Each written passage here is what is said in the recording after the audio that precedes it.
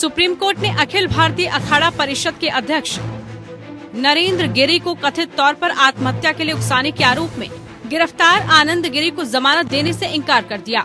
Supreme court ने कहा कि अगर आगे परिस्थितियों में बदलाव होता है या उचित समय के लिए निचली अदालत के समक्ष मामले में कोई प्रगति नहीं होती है, याचिकाकर्ता जमानत के लिए कोर्ट आ सकता है।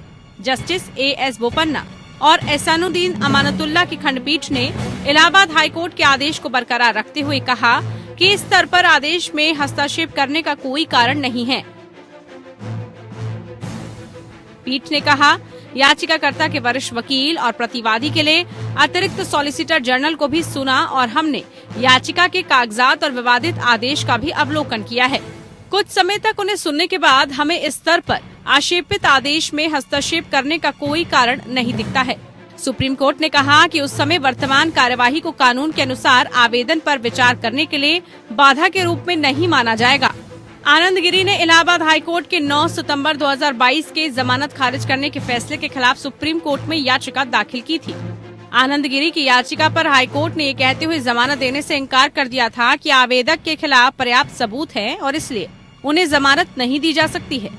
याचिकाकर्ता ने अपनी जमानत अर्जी में कहा था कि उसे मामले में झूठा फंसाया गया है। उसका दावा कि कथित सुसाइड नोट में जिस हैंड राइटिंग में आनंद गिरी का नाम लिखा था वो नरेंद्र गिरी का नहीं था और उसमें कई कटिंग और ओवर राइटिंग थी।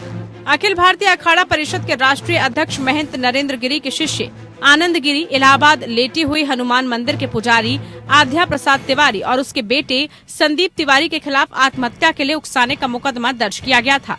ये घटना पिछले साल 20 सितंबर की शाम अलापुर स्थित श्रीमठ बाघम्बरी गद्दी के मठ में हुई थी, जहां अखिल भारतीय अखाड़ा परिषद के राष्ट्रीय अध्यक्ष रहे महंत नरेंद्र गिरी मृत मिले थे। उनका शव पंखे में रस्सी के फंदे से लटका हुआ मिला था। उनके शव के पास से एक सुसाइड नोट मिला था, जिसमें उन्होंने अपने शिष्य आनंद गिरी और 2 अन्य लोगों पर खुदकुशी के लिए उकसाने का आरोप लगाया था। Bureau report APN news.